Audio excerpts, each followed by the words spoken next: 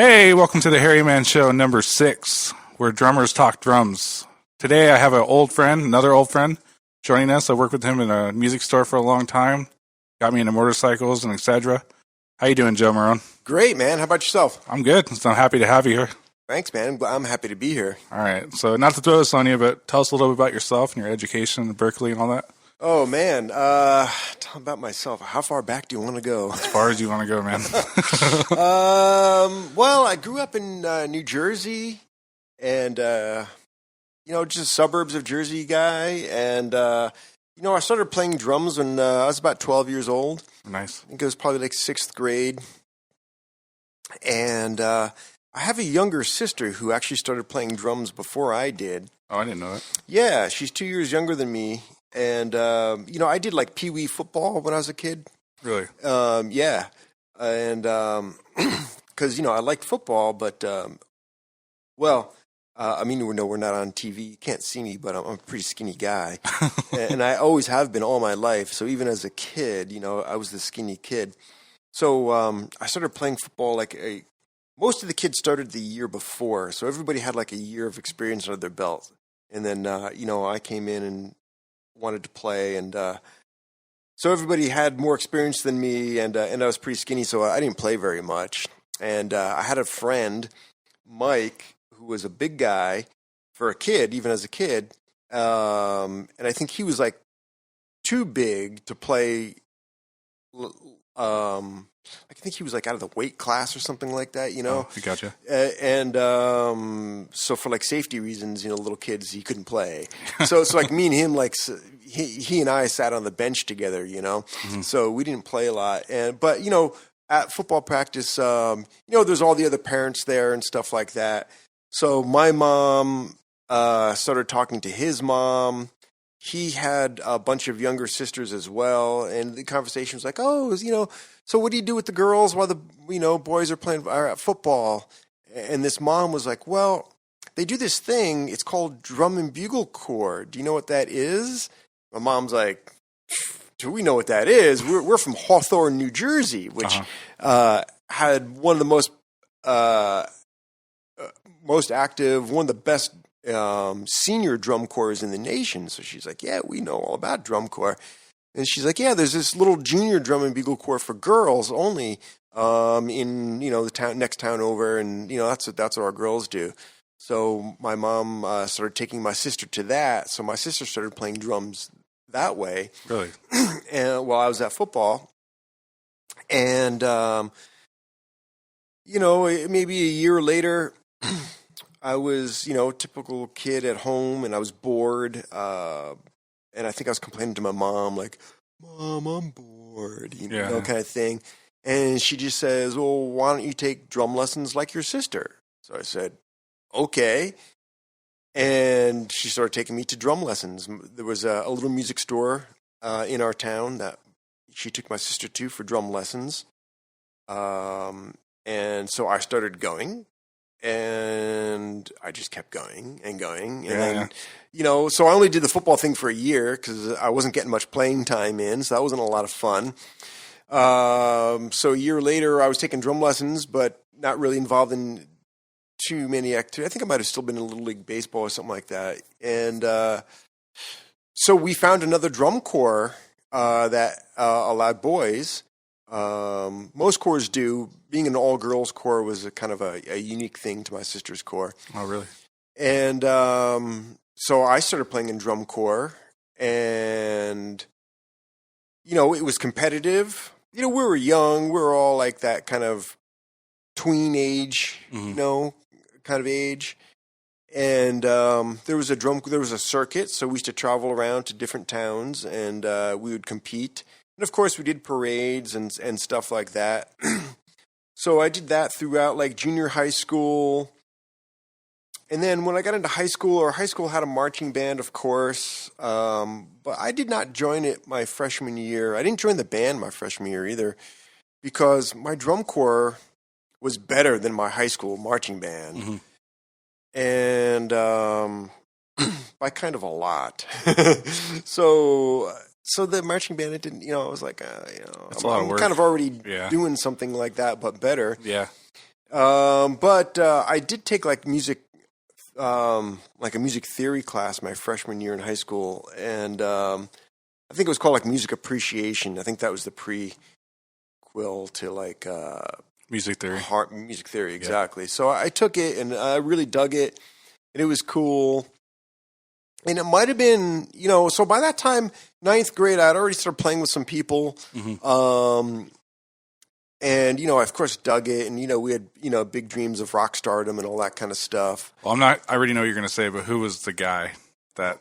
Well, yeah, you know me long enough to know. Yeah, the guy. It was Neil Peart, man. Yeah. And I can tell you that story. I was in 7th grade. So I hadn't been playing very long, but I think I was in the school band in 7th grade. And my locker was right next to the wood shop. And in our middle school, all the 8th graders took wood shop. So, you go to your locker kind of on schedule, like you always go to your locker after lunch or before lunch or, a couple other times during the day. So I'd see like the same 8th grader standing like at the doorway, waiting for class to start. He always just, hang there kind of half in the hallway, half in the class. And he'd see me like, throw drumsticks and brushes and stuff into my locker. And one day he talks to me. He's like, "Hey man, you're a drummer?" I'm like, "Yeah." He's like, "Do you know about this Canadian band, Rush? Their drummer's really good." And of course, Rush was not on the radio. Yeah. So I was like, "No." Super underground at that point. I was like, "No." He's like, "Oh, well, their drummer's really good. I think you'd like them." And I'm like, "Okay." So then a few days later, I see the same 8th grader. He goes, "Hey, here." And he hands me a cassette. And it was Exit Stage Left. Oh, nice. And the third song on Exit Stage Left is YYZ. And on that tour, that's where Neil took his drum solo. He took his drum solo in the middle of YYZ. Yeah, I remember that, yeah. So, during the tune, there's that the middle section where they do the fills back and forth between Neil and Geddy. Yeah, exactly. So during the third fill, instead of doing the fill, he goes into solo. Mm-hmm.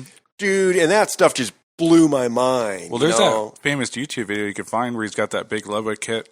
And I remember that was like one of the first drum solo videos I've ever seen, and that was in the 90s. But yes, right. He had the big not the concert toms, but he had the big power toms, white. Right. The Ludwig kit, actually, you know what? It wasn't white. It was, and it's hard to tell in the photos. You got to catch it in the right light. Mm-hmm. But he picked the color, as for most of his kits, he picked the color out of a Hot Rod magazine. Really? It was white, but it was like a pearl white. Pearlescent kind of thing. Yeah. Spiked with like a little like tinge of like a pink in it. Oh, I can see that, yeah. I'm going to go back and watch it now. yeah. And under stage lights, you don't see the subtleness of the paint finish on Plus that the quality of video back then. Right. Deal with 4K cameras everywhere. Right. Yeah. Super 8. It was probably like Betamax or something like that. So, the first one I heard was, and I had probably heard a drum solo at that point in my life, but none of them were memorable. Mm-hmm. But man, hearing that Neil Peart drum solo on YYZ off the Exit Stage Left tour, like I said, it just blew my mind. I mean, there was the blistering snare drum part is how it starts Buddy off. Rich, with, the Buddy Rich big bands flavored kind of rudimental, lots of single strokes, double strokes, accents going around, and then of course there's all the toms and the runs up into the toms and the melodies he would play on the toms. Mm-hmm. And then at the end, the thunder roll on the double bass drum and stuff like that. I mean, it went over my head. It was like 3 feet over my head. Yeah. Like I just didn't even couldn't comprehend what was going on. I just knew it was so fucking awesome, and I loved it so much, man. I watched that over and over and over and over again. Mm-hmm. So this is before video, right? It was, way before YouTube and all that kind of stuff. So all there was recording. So from that, so I listened to that kid's tape so much within like 5 days, I stretched it out. Really? And he was a big kid for an 8th grader, and I was always a skinny kid. So I was really kind of afraid he was going to kick my ass for stretching out his tape, So I had a paper route at the time, and I remember brought the tape back to him. I'm like, here, man. I'm like, dude, it's so awesome. I'm sorry. I listened to it so much. I stretched your tape. I'll buy you a new one. I have a paper route. I get the money. I can buy you another one. Yeah. And the kid was just like, no, that's okay. I was like, dude, you're so cool. Yeah. So we became friends, since then. And so I, of course, went out and bought my own copy of Exit Stage Left. Yeah. And then, I started buying like everything. I of course got moving pictures. Well, funny story about that. My dad, he would go. I was like, how do I learn? And he bought me two CDs at the time. It was the Led Zeppelin Early Days and Moving Pictures. He said, if you can learn how to play this, you're all set. Yeah, and I was like, okay, and like, yeah, it wasn't that easy. Yeah, I'm still trying to figure some of it out. Yeah. Yeah. Well, I mean, as Neil has often said that Tom Sawyer is one of his most difficult songs to perform. Have you heard the isolated track yet? I'm sure you have, but yeah, that's crazy. It just sounds like it's on. He is, man. Yeah. He is so on. Consistent. That's the word I'm looking. He is extremely consistent, and which those aspects of his playing I didn't realize until later because I was young when I listened to him, so of course I was just blown away by like the chops and the size of the kit. Aim for the floor. Stuff like that. Yeah. Right. It wasn't until like I was older, like probably my late high school years that I realized, he kind of hits the drums like a gorilla. I mean, he plows. He's like you said, like aiming for the floor, and he plays with the butt ends of the sticks. I'm like, man. And then I start realizing, for as great of a drummer as he is, I'm like, man, his technique isn't really like very finesseful or anything like that. And then of course he started to feel stale about his own playing, and he went to Freddie Gruber on the recommendation of Steve Smith. Mm-hmm. And that was not to interrupt you. That was where Test for Echo came in, right? Yes. Yes, that was his first album with that. Post Freddie Gruber. The first record was Test for Echo. Yeah. And I remember when that record came out, I didn't know he was studying with Freddie. And I remember when that record came out, I was living in Boston at the time, and my roommate and I were both huge Rush fans. And I think he got it first. He got it like the day it came out. And came home, put it in the CD player in the living room, and we cranked it up. Dude, and within like 4 bars, I was like, what's up with the Professor? He sounds different. Like, and I'm trying to put my finger on it, because like the parts he was playing were still very much like his parts, his writing style of how he composes on the drum set, but there was something about just the groove and the way it sat. He was, I don't mean to put him in a bad light, but he was behind the band instead of being on top of the band. Yeah, right. Well, I don't know if he was behind the band, but I know exactly what you're saying, because he was much more in the pocket. He was, I don't know how to say it without it being, I think pocket, in the pocket. Yeah. Because before that, I don't think you would have called him a pocket player. No. And you still probably wouldn't. But I remember when, like I said, man, 4 measures into it, I was like, something sounds different about the Professor. I'm like, What is it? And I couldn't put my finger on it. I'm like, actually, that's what I put my finger on. I'm like, he sounds like he's settled more in the pocket. And I just kind of chalked up to old age, I mean, he wasn't old at the time. He was like 45, he was So, but I was like, maybe it's just, he's getting older. Maybe he's just sort of settled down a little bit. But then, of course, with that record came out, all the press and stuff, and, that he'd been studying, it came out that he'd been studying with Freddie, for like 2 years. Mm-hmm. I was like, yeah, that's it. I'm like, and I remember Neil saying, when he went in to play with the band didn't really notice any difference in his playing. They're like, you still sound like you. Mm-hmm. And Neil felt better about his playing. I was surprised he said the band couldn't tell, because I could tell within 4 measures that his playing was different. And that's when he made the switch to DW, right? I think Maybe, yeah. that's maybe, when he became maybe like the test. big DW and Dorsey there. Yeah. It might have been that red sparkle kit. Yeah, because that Work in Progress DVD, right? I played Yeah, that. yeah. I have it on video on I still watch VHS. it. I think. I still watch it. Yeah, yeah. So the rest of my story is, I mean, kind of typical. I, did all the high school, bands, the stage band, the jazz band, and all that. And it was probably around sophomore year of high school that I realized this is it. This is what I want to do. Mm-hmm. I want to be a musician all my life, Mm-hmm. a professional musician. Yeah. And of course, at ninth grade, you have 10th grade, whatever. You have just dreams of rock stardom and all that. Yeah. And that's when I decided to get more serious about it. I mean, I was already taking lessons at the time. Had been for a few years. Was there a private instructor, or were you bouncing around? No. I had like the same private instructor from like 7th grade on up to like the time I went to college. A guy named Stuart Miller. Jazz drummer? Or? You know what? No, he was a rocker. But he was into the contemporary jazz. Like, he turned me on to Billy Cobham and actually... I knew of Journey because of their hits on the radio. Mm-hmm. This was the 80s, so, they had colossal hits. You couldn't, every time you turn the radio on, there's a Journey song on. Yeah. So I knew of Steve from Journey, but then my teacher, Stuart, told me that he's a jazzer and that he's got this great band called Vital Information, Mm-hmm. that he plays in. And, my teacher, he turned me on to Billy Cobham and Dave Weckl and all that kind of stuff. Did you ever get into Ashley Dunbar at all before him? You know what? I know of Ashley's work. I didn't really get into him all that heavy. Yeah, he's kind of a hidden gem in there. He's a hidden gem because do you know? Wasn't it Ashley who also played on the White Snake records before Tommy Aldridge joined the band? I thought it was Greg Bisonet. That White Snake record with Still of the Night on it. It had the big hits in the 80s. I don't know, but I believe you. Yeah, I mean, I could see that. I think that was. I'm not positive, but I think that was Dunbar on the record. But then Tommy Aldridge joined the band and did the tour and played with them after. Yeah, he's a live player though. Yeah, dude, Tommy. You know what? I actually, living back in Jersey, I got to take a masterclass with Tommy Aldridge. Oh shit. Yes. Oh wow. He was on like some Yamaha clinic tour. Uh-huh. So this is when the clinic thing was still kind of new, and so he was at the drum shop. The clinic was, in the evening, and he was at the drum shop during the day giving a master class. And I remember just going into. I didn't even play double bass at the time.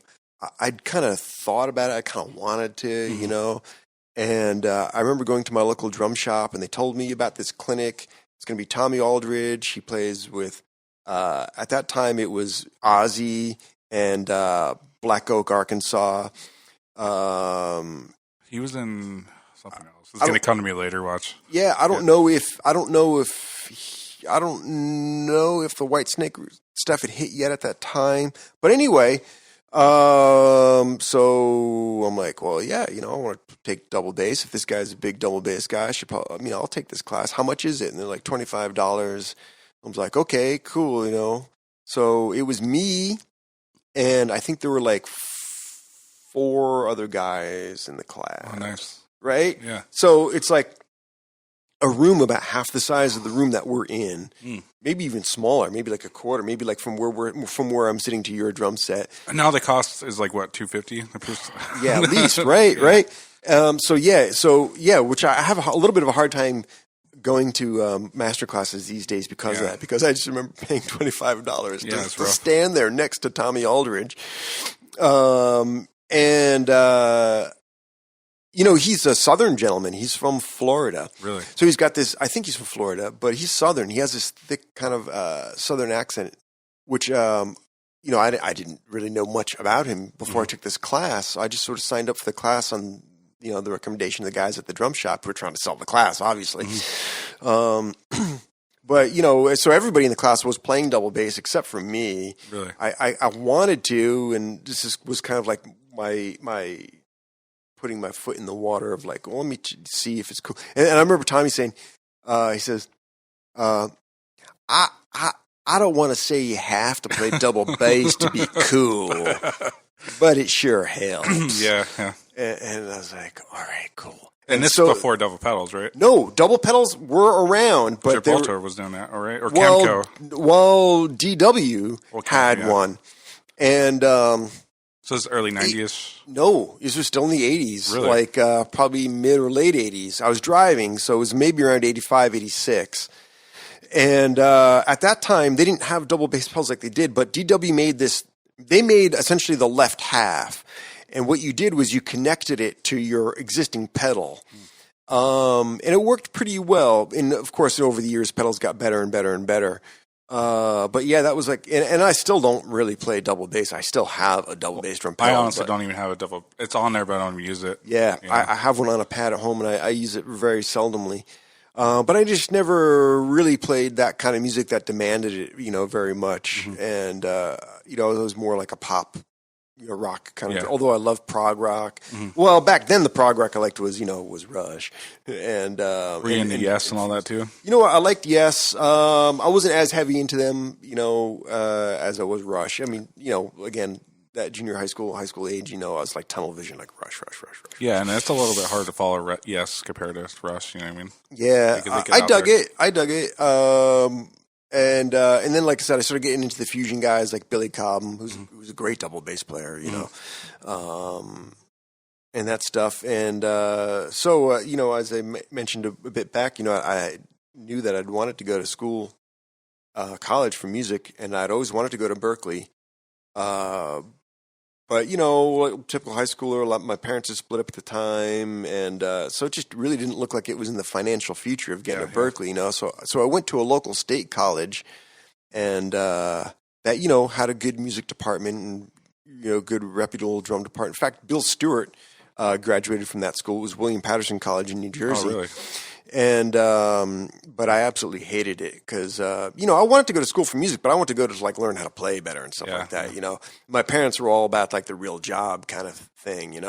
So I went to school for music education because I figured I could be like a band teacher, and my parents could at least identify with that. Okay, high school band teacher. That is a job.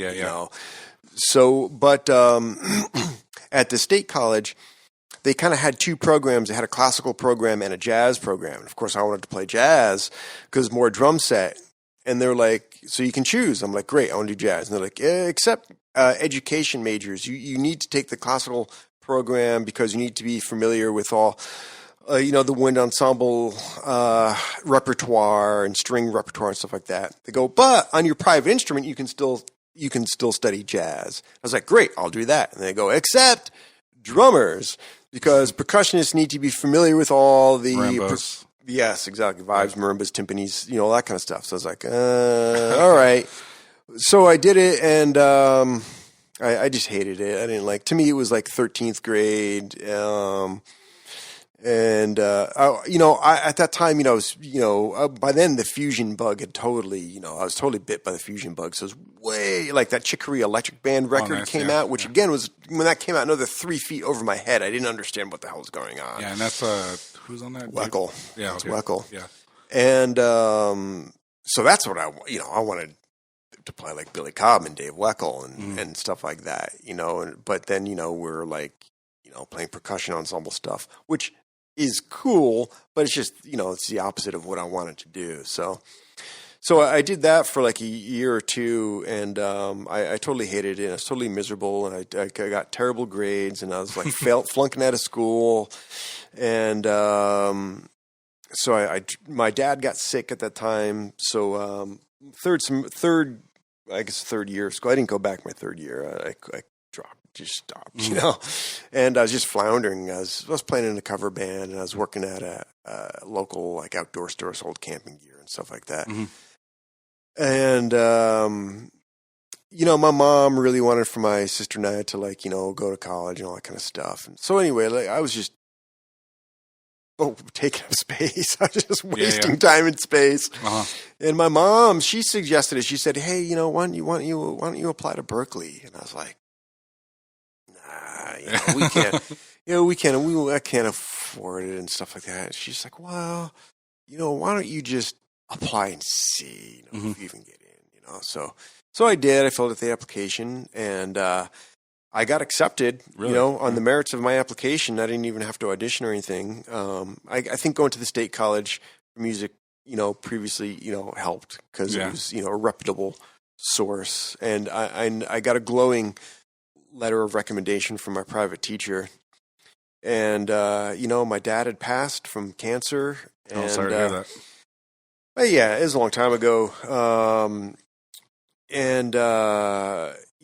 didn't have a very big insurance policy, but he had a small one, which was split then between, life insurance split between my sister and I. Mm-hmm. So I used that money for Berkeley.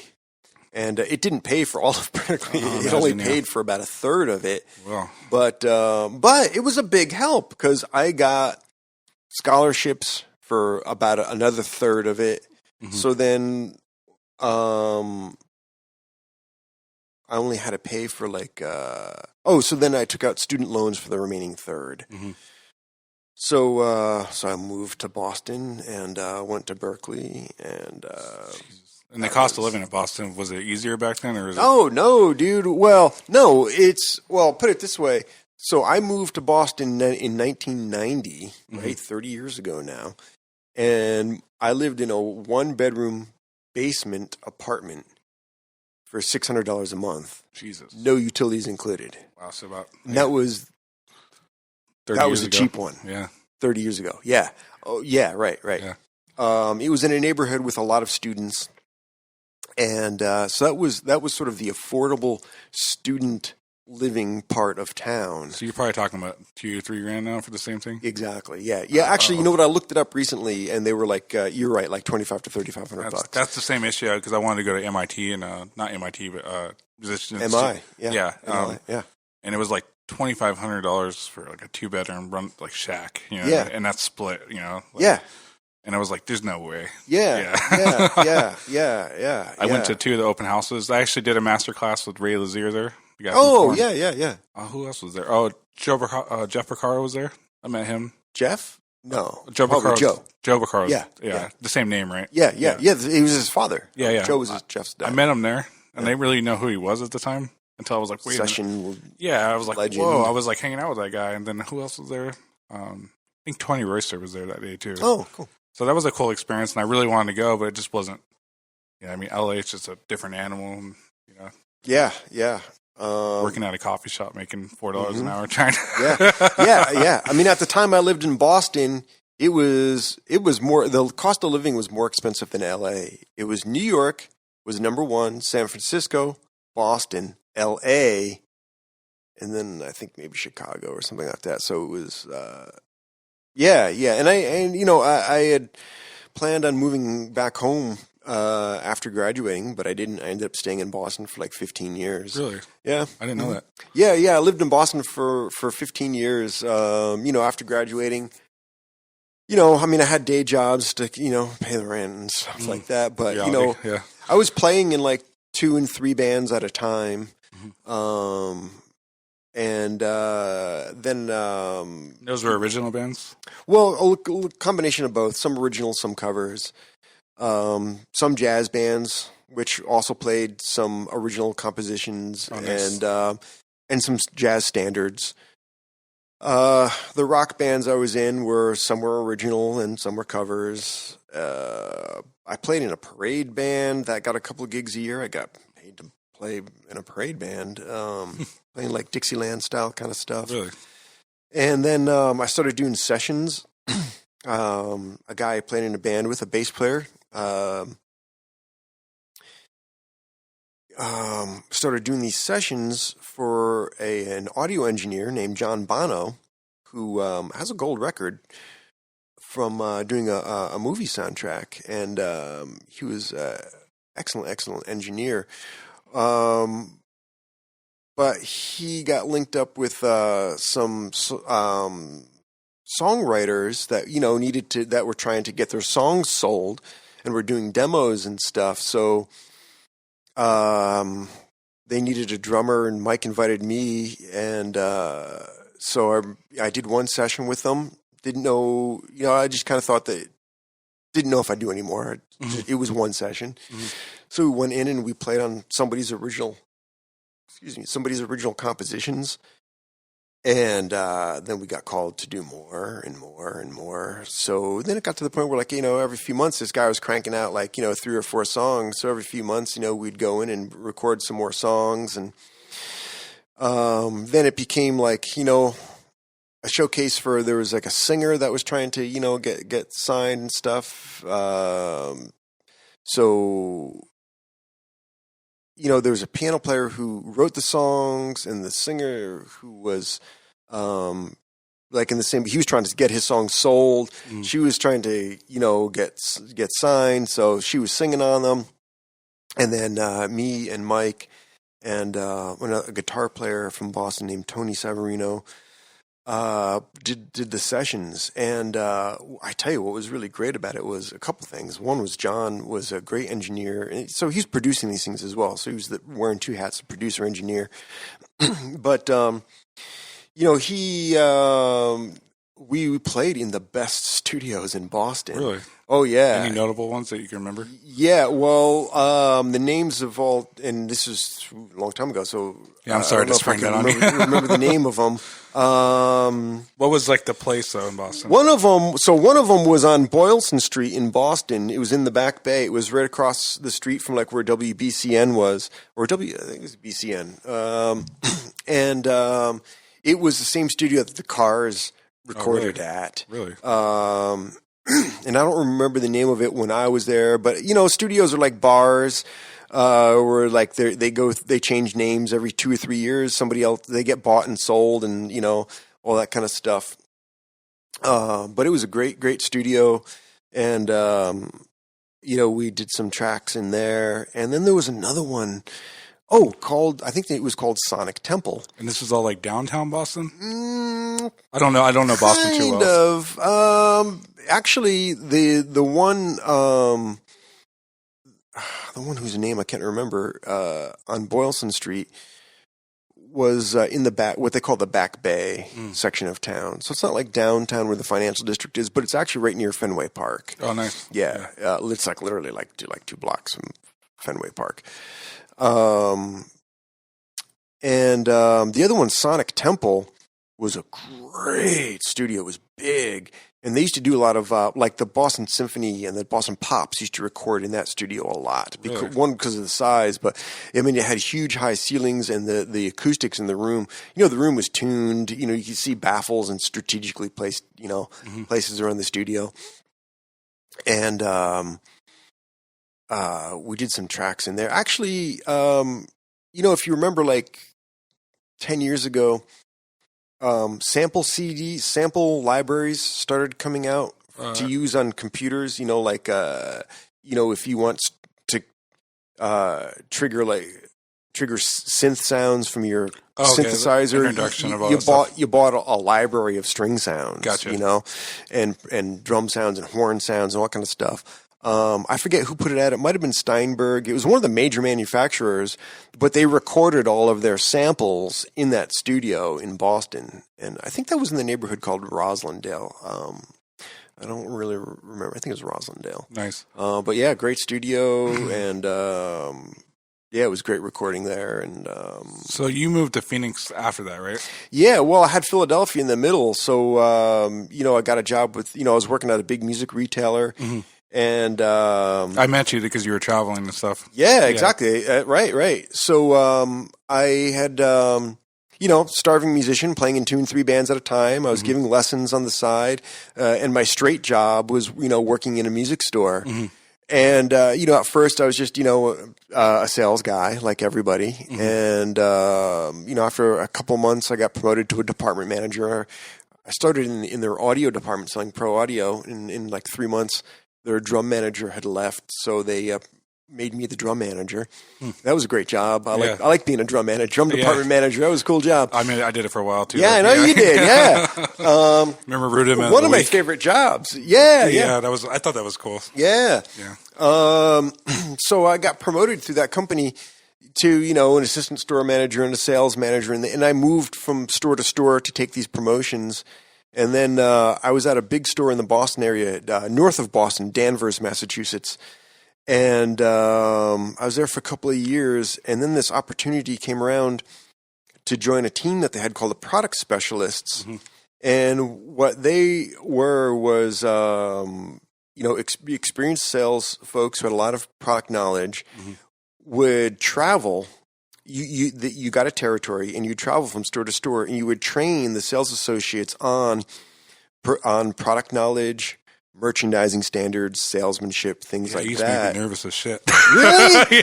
I mean, in a good way, but you would come in and like analyze. And back then we had full reign of what we did to the room, you know. But, Right. But here comes Joe. I'm like, oh God, I better get this out in this. But yeah, in a good way. I'm not saying in a bad way, but yeah. So, but in order to take that job, that position was filled in the Boston market.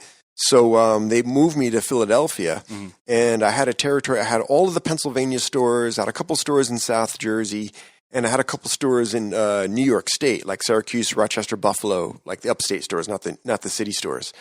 So I used to travel, in between all those stores. And I did that for 2 years in the Philadelphia area.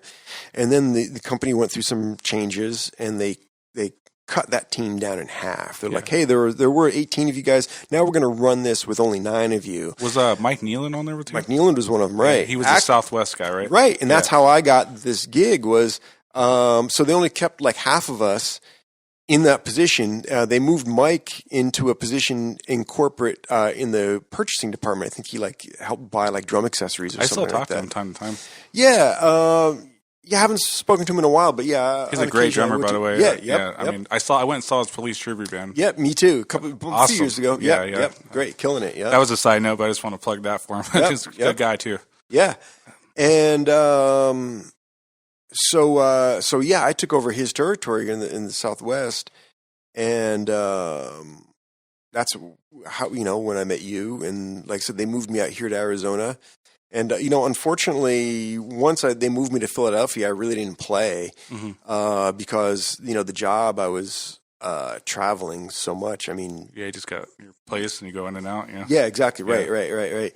And then even more so when I moved out here, because now my territory was humongous. Like, I had California from Fresno and Bakersfield.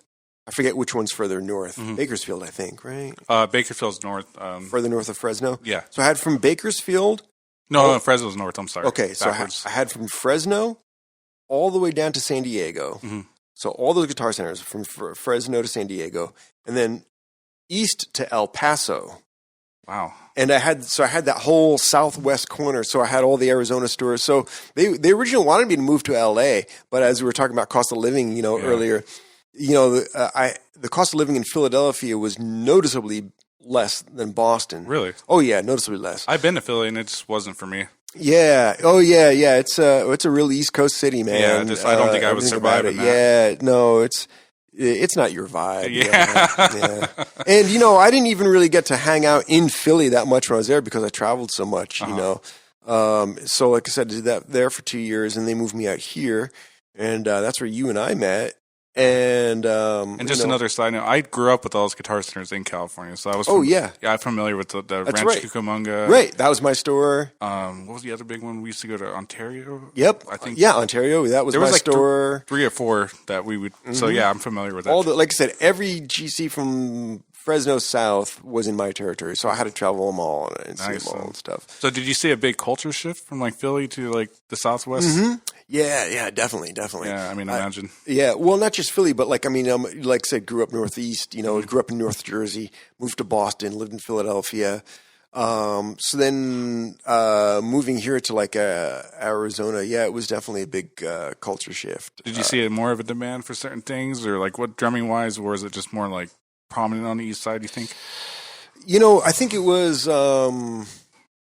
There was more versatility, like I think, like back east. I remember moving out here, and and one of the I introduced myself. Yeah, I'm Joe, you're a product specialist, kind of thing. And I don't remember who it was, whether it was a sales manager, a store manager, or a drum guy. Said, "Yeah, well, metal's really big out here." It was. And I was like, "Bro, metal is it's the new pop music. Oh, wow. I'm like, dude, you need to get out of Phoenix because Yeah, metal yeah. is big in every city. Metal is big everywhere. It's not Yeah, just yeah. a Phoenix thing. But the thing is, although metal is big, even in Boston, every place, like, I hear Texas is like getting the biggest metal scene now too. Yeah, maybe. Yeah. But like in Boston, there was, obviously there was like, the metal Godsmack. Well, the Godsmack's not from Boston; they're from Worcester, which is like a western suburb. Right, yeah. But there were like more pop gigs. There were a lot of R&B gigs, and there were jazz gigs.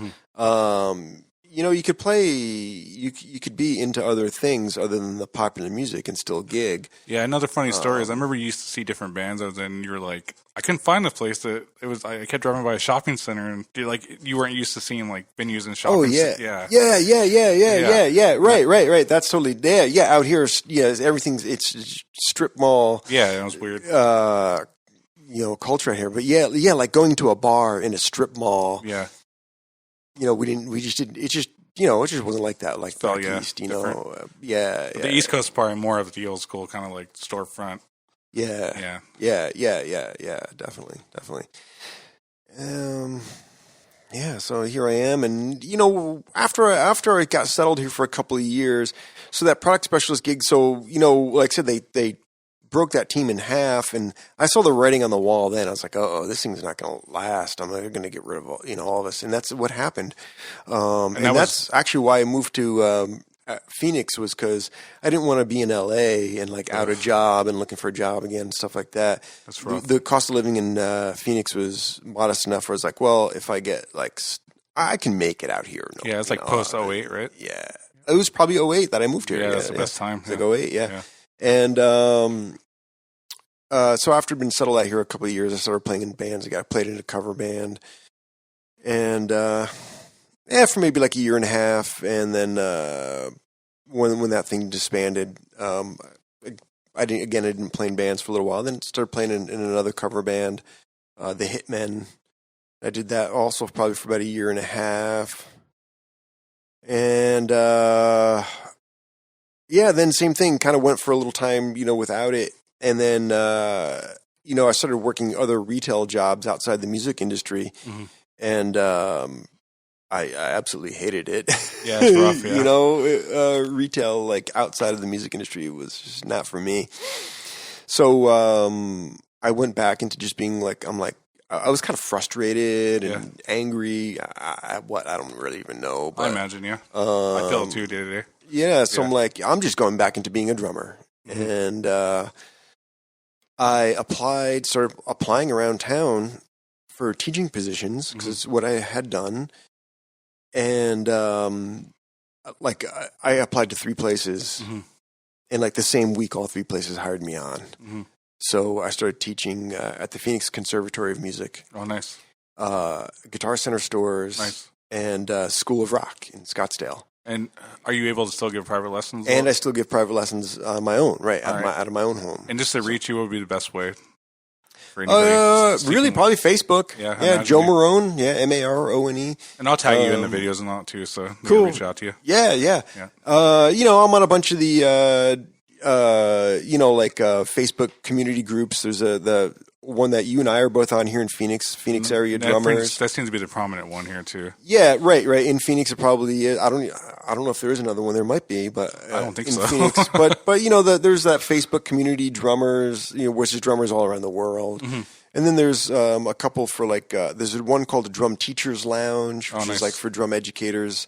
There's a couple. I don't know if you know about these, but like there are some of those timeless classic drum instructional books, right? Like Stick Control. Oh yeah, I still use that to teach myself. Me too. Yeah, and my students. Well, I still use it. Syncopation. Yeah. Right. There are Facebook pages dedicated to those books. Really? There's a Stick Control page. I didn't know that. There's a Syncopation page. I think there's pages, and I'm not on them, but I think there's pages dedicated to both Gary Chafee and Gary Chester. That kind of stuff, and there's probably more that I'm not even familiar with. But what are you playing gear wise right now? I know you have a couple kits there, but yeah, I got a few. So I still have my high school. I still own my high school drum set, which was a Tama Imperial Star. So those were like the same Imperial Stars that like Stuart Copeland was playing on back in the Police days. Nice, yeah. You got I played it a couple times at your house, right? The red one, yes, yeah, you nice. probably did, yeah. So I still own it. It's not my primary kit because I have better kits. Not to interrupt, but you found another one matching, right, with the bigger kick? No, well, I found a Tama, a 1970, I think it was a 78 or 79 Tama Superstar. Oh, nice. Which was their birch kit. It was a professional kit, yeah. And I had that for a few years. It was big sizes, not quite bottom sizes, but it was a 24-inch kick, a 13-inch mounted tom, a 16 and an 18-inch floor tom. Mm-hmm. Great kit, great classic sound. And I had it for a bunch of years, and I'd take it out on gigs and use it. It didn't, it had sort of that classic sound. It didn't really have, and some of the songs I was playing in the cover band at the time were, obviously, if you're in a cover band, you're playing songs from 60s, 70s, 80s, 90s, 2000s. Mars and all that stuff. Right. So it didn't really fit like the more modern stuff. That's the problem I had with this kit here. It was just too much. Right. If I was in a classic rock band, that would have been the kit. Yeah. So unfortunately, I got rid of it at a time when I was unemployed for a little while. Oh, sorry. Yeah. There's no big deal. Yeah. Like I said, it was a great kit and I loved it, but it was a bit much. Yeah. For the gigs I was using it didn't quite fit. So anyway, yeah. So I sold that. But my main kit now is a Gretsch Renown. Oh, nice. The hot rod kit, right? The hot rod kit, yeah. If you remember, like back 2012, they did a series, they did a special edition kit called the 57 Classic. Oh, nice. And they made 50 drum sets each. That's it? In the three colors, yes, that the 57 Chevy was made in. Really? So, yeah, the 57, everybody knows the car, the 57 Chevy Bel Air. It's like the most classic hot rod of like all time. Yeah, I thought they made more of those. I'm kind of shocked on that number. They made 50 in each of the three colors. So that car was made in black and white. And red. Red and white. Yeah. And then Larkspur blue and white. That's what you have, right? That's the one I got. Yeah, nice. I saw it on the showroom floor, and my jaw just dropped, and I just bought it immediately. Really? I'm like, I'm buying it. And I bought it. I would have too if I knew that number. Yeah. So it's great kit. It's just a 5-piece. Comes with like everything, matching snare drum on it. They even gave you like a matching drum throne with it. But it's their maple kit, and I think somebody correct me if I'm wrong on this, but I think that it specs out exactly the same as the Gretsch USA maples. It's just these are made overseas, so they cost like half the price. What do you run on heads on it? Right now, I've got Evans G2s, clear G2s on the toms, EMAD in the bass drum. I just bought some new heads for it. I'm gonna throw some pinstripes on it and see how it sounds. I bet, yeah. I haven't played pinstripes in a long, long time, but these drums are very lively and very resonant, and I think pinstripes generally sound good on those kinds of drums. So those are heavy drums too. They're pretty beefy with that hardware and stuff on them. That's what it is. They got the tom suspension system that's kind of heavy. That's what gives it a lot of weight. Which is a good thing. I think so. Yeah. They sound they sound great. They look great. They sound great. That's my main kit. So that's the kind of the gigging kit. And then recently I picked up a used Stage Custom. Oh, nice. The new ones are absolutely amazing. They're Chinese made, but they're all birch drums. Mm-hmm. The craftsmanship on them is, it's Yamaha stuff, so it's top notch. Yeah, I haven't really ventured into too many Yamaha kits, but You know what? Me neither, and I never owned one until this one, but like over my years I've kind of collected a bunch of Yamaha. I just sort of like that I have a double bass pedal from them that I got on a clearance sale a bunch of years ago, and it's killer. Are you talking about what was it called? I think it was like the DFP 880. Yeah. With the straps? No, not straps, chain drive. Oh, nice.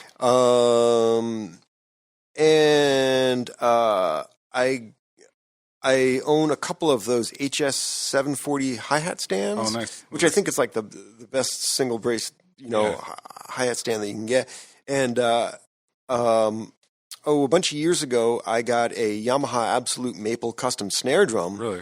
For $100. No way. Yeah. Yeah, that's nice. Right. Yeah. So over the years, I never really sought their stuff out, but over the years, I've sort of come across my path. And then same with this kit. This kit has a 20-inch kick drum on it, and I'd been thinking about getting something, and it's like a 10, 12, and a 14-inch floor tom, a 20-inch kick, and I'd thought about getting some drums in some smaller like sizes, cool. for like a bebop or something like that, which you don't play out here in Phoenix. Yeah. And I found a used one through the Pad website. Really? And I bought it off of one of our Pad members probably last summer. And I got to tell you, man, it's price pointed at the price point of an entry level kit, right? They're like $700 new. Nice. Right? But the bearing edges are so good on them, and the shells are everything about it is just so well made. I cannot say enough things about it. They don't have the Nuevo lugs on them, or No. It's not those Nuevo lugs. Those were a little bit of a pain. Yeah, no, it's not those. It's a kind of a standard just lug on it. But it's unfair. A friend of mine. You know him. You might know him through the Pad website. Steve Fitch. He's the drummer for the Symphony here in town, and he's a Yamaha endorser. Really. And I got him, and I remember posting it online, and he replied with a statement that I think is just absolutely accurate. And he says, "It's unfair how good those drums sound for how much they cost." Huh.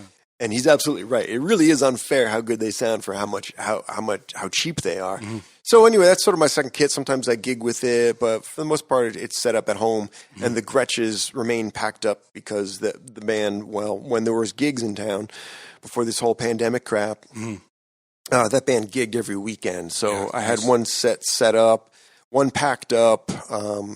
Students come over to the house, so I always had to have something set up. Oh, perfect. And whatnot. So. And as far as cymbals, correct me if I still don't know if I say it's Peisty or Pasty. Yeah, I think it's Peisty, but maybe it's Pasty. I just say Peisty. I've got, me too. I've always said Peisty. I have a few of them. I have a couple of those signature crashes. Nice, yeah. They're killer.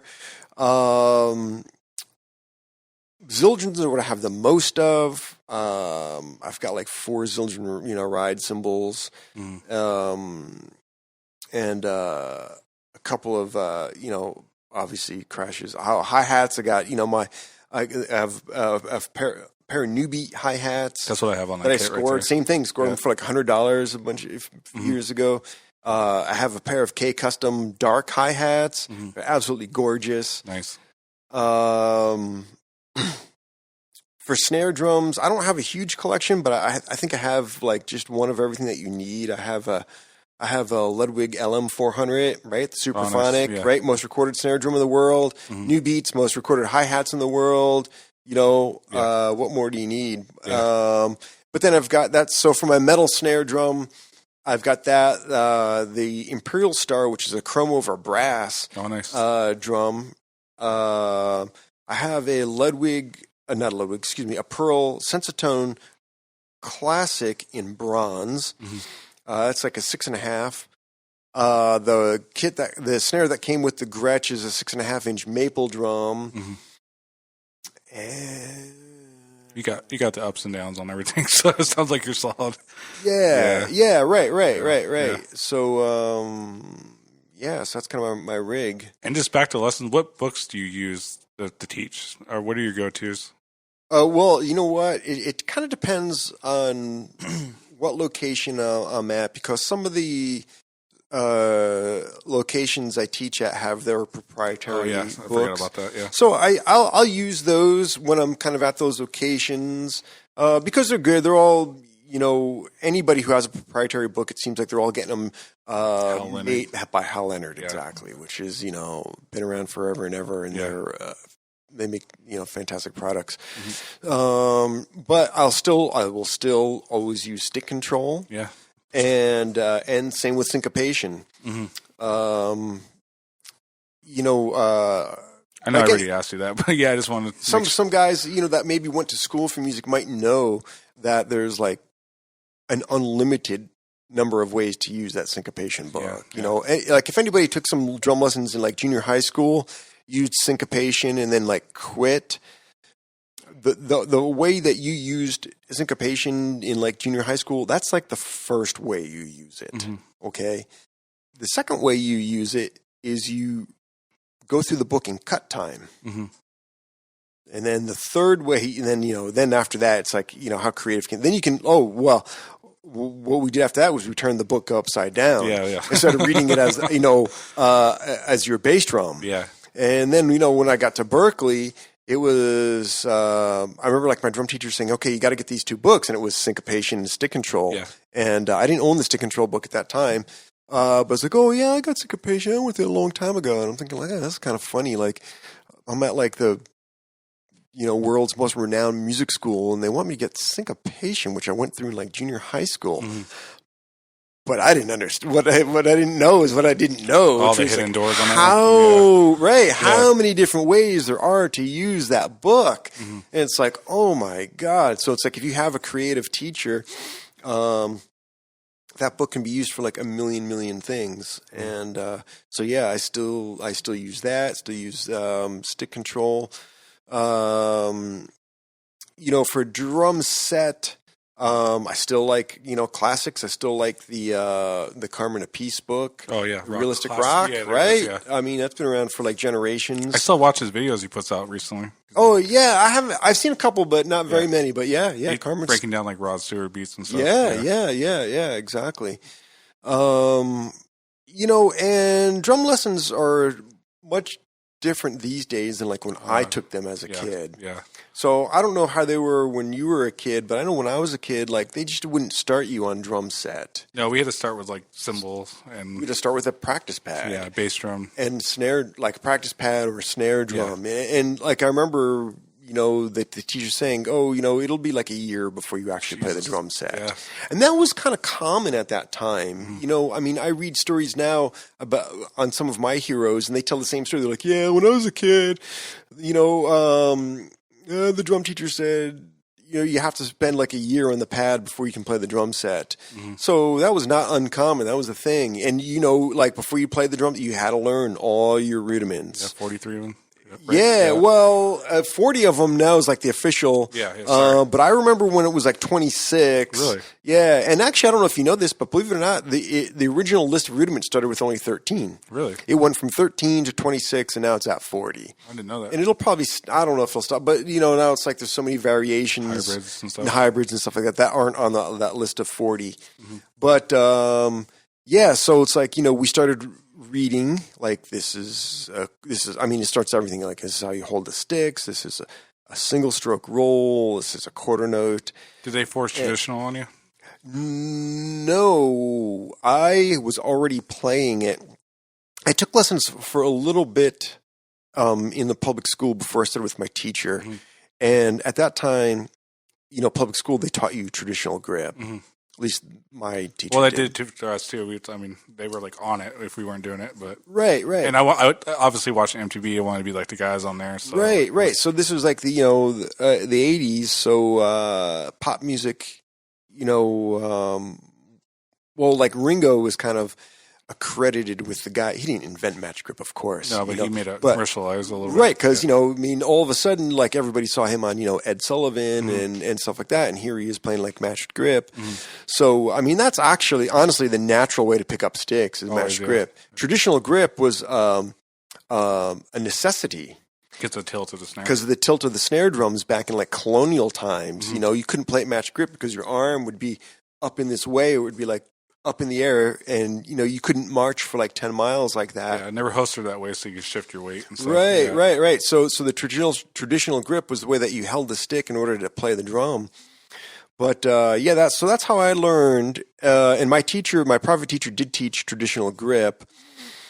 But now my students, if they've never played drums before, I'll start them off I'll teach them matched grip. Yeah, naturally. Yeah, and you know, a lot of students come to me with a little bit of experience already, and most of those are all playing, matched grip. Yeah.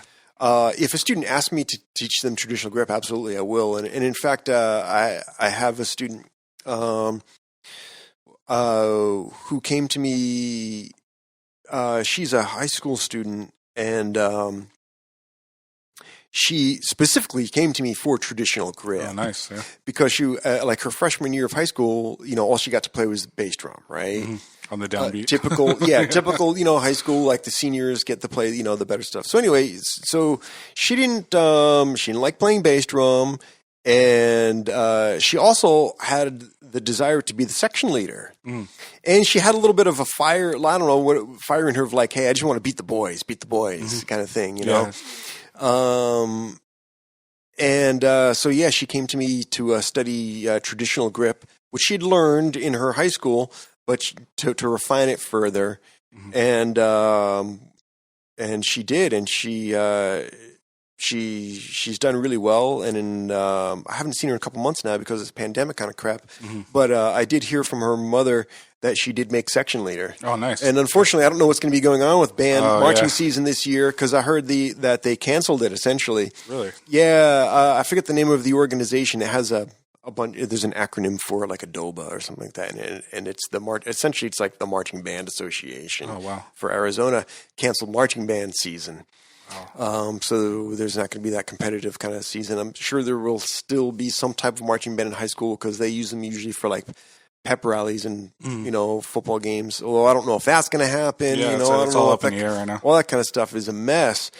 But yeah, so she graduated from off of the bass drum to I don't know if she got the snare drum line. I think snare drum line. Or maybe the quads, but I think it was snare drum because of her traditional grip, and she was awarded section leader. So, congratulations! Yeah, not to me. I mean, she'd put in the you know what? I'm the guider. I guide. Yeah. I teach. She obviously did the work. She practiced, and so yeah, it makes me feel good that my guidance, helped her improve, and that's actually the most rewarding thing about teaching. Yeah, I felt that a little bit too. Yeah, is seeing your students improve. I've actually got one or two that became better than me. Yeah, cool. I mean, like better double bass drummers. I'm like, whoa, right? Yeah, and it's like, all right, that's how it goes, I guess. It's how it goes. Yeah. All right. Well, I'm gonna give you one last chance to plug. They can find you on Facebook, obviously. Yep. And what bands would you be playing with right now? Oh, yeah. So I'm in 2 bands now. I guess I am still in them, but we're not performing because of all this BS. Yeah, exactly. Oh. But Whiskey Rose is the country band that I'm in. And where they typically play? Well, a lot of the bars and restaurants that have country music. We play. Most of the guys in the band live in the East Valley, so a lot of our gigs tend to be out that way. Apache Junction. There's a place called Philly's Roadhouse. We play there. They're a seasonal roadhouse. They're not open in the summertime. They only open like fall through spring. They essentially open when the snowbirds come down. Oh, nice. So it's a big place. Great outdoor area. And they always have good bands there. So if you're ever just looking and you like country music, you're ever just looking to check out a country band, check out Philly's Roadhouse. And there's a bunch of other On the Green is also out there in the East Valley. We play there. And there's a bunch of other places that, you kind of put me on the spot. So it's I'm sorry, man. Off the top of my head, I can't think that fast. And the rock band that I play in is called Audio Freak. And we play at Va Bene quite often, probably maybe once a month there, once a month at Dylan's, Dylan's barbecue chain. Yeah, I think so. There's a bunch of them around here in the valley. The one we play at the most is the one on 59th Avenue, and it's 59th. It's just like it's like a half a mile north of the 101. There's another bar, again, East Valley, called Lucky Strike that we play at. I've heard of that one, pretty regularly. It's your typical dive bar that you love, And Yeah. Yeah, So, sorry to so throw that that on band. you. Oh, crap. The name was just on the tip of my tongue, and I forgot it. In Chandler, Are you talking about the club, Whiskey the Rose? bar. Or? No. Well, actually, it's another Whiskey Rose gig, and oh man, I can't remember the name of it. Oh well. If I remember it, I'll spit it out. But that band, between the two bands, we play, every weekend. At least one night on the weekend, if not both nights on the weekend. Nice. So hopefully by it's the a end pretty of this, prolific band, and by the end of the summer, I hope everything's back on that end. yeah, I hope so too. Gigs are always a little slower in the summer here in Phoenix, anyway. I mean, unfortunately, fortunately, there still were gigs. Mm-hmm. It's just everybody's busier in the fall, winter, and spring. Well, yeah, we have to live like lizards out here. Right. Yeah, exactly. Run across the parking lot. Right. So even the few gigs that you would get in the summertime is infinitely better than the 0 gigs that you're getting now. Mm-hmm. So yeah. So a big drag. But yeah, you can find me, like I said, Facebook is probably the easiest way to find me. And he's got a couple of videos on there, really good videos. I watched a couple of there. Every now and then I post something up there, yeah. All right, but I just want to thank you for having you on the show. I know it was a little bit of a drive for you. Yeah, no big deal. No, I enjoyed it. It's a great time. Yeah, thanks for having me out and letting me. I think I just talked your ear off. No, that's what I want. And all that kind of stuff. So. We'll hopefully do part 2 pretty soon here. Yeah, I'd love to do it. Maybe we get to talk. You asked me to tell you about myself, so I kind of started from the beginning of time. Yeah, we didn't get to talk about much modern stuff. Yeah, maybe we can. Yeah, we'll dive into that later on. Yeah. But as far as the channel, you can find us on YouTube, Apple, Spotify, Patreon, all that good stuff. Please like and share, and you guys have a good day.